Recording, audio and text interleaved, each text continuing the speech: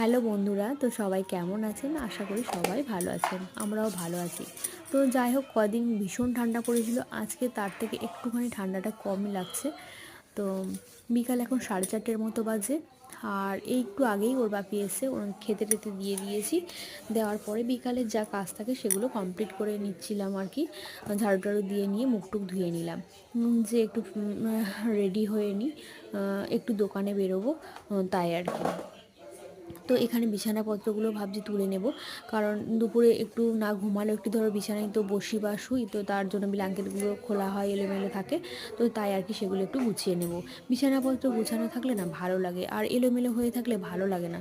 তোর বাপি বলে যে একটু পরেই তো আবার গায়ে দেবো, তাহলে তোমার কী দরকার বারবার ভাঁজ করার, কিন্তু সত্যিই ভালো লাগে না। ঘর টর গুছানো বা বিছানাপত্র গুছানো থাকলে দেখবে খুবই ভালো লাগে। তো তাই আর কি সেগুলো গুছিয়ে নিলাম। আর বাবু গিয়েছে র্যাকেট খেলতে, মা ঠান্ডায় হাঁটতেও যাচ্ছে তাই না। চলে এসেছি, সন্ধ্যা টন্ধা দেওয়া হয়ে গেছে। এই যে নিয়ে এসছে টোস্ট, বলেছিলাম তো এই যে বোতলগুলো নিয়ে এসছে। মানে বোতলগুলো অনেকদিন হয়ে গেলে কেমন হয়ে যায় না, তার জন্য বললাম নিয়ে আসতে। কেক, এই যে বাবুজি কেক অনেকদিন থেকে ভাবছিলাম খাবো। এই যে টোস্টটা ওর বাবা একটু খায় মিষ্টি নেই বলে, তার জন্য ব্রিটানিয়া টোস্ট তো মিষ্টি থাকে, তো তার জন্য খেতে চায় না। কেকটা খেয়ে অনেকদিন পরে বাবুজি কেক খাচ্ছি।